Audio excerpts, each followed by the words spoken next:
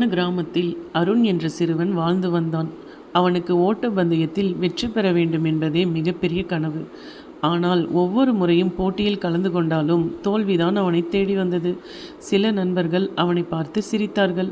சிலர் உன்னால் முடியாது என்று கேலி செய்தார்கள். ஆனால் அருண் ஒருபோதும் மனம் தளரவில்லை. தினமும் அதிகாலையில் எழுந்து ஓடி பயிற்சி செய்தான்.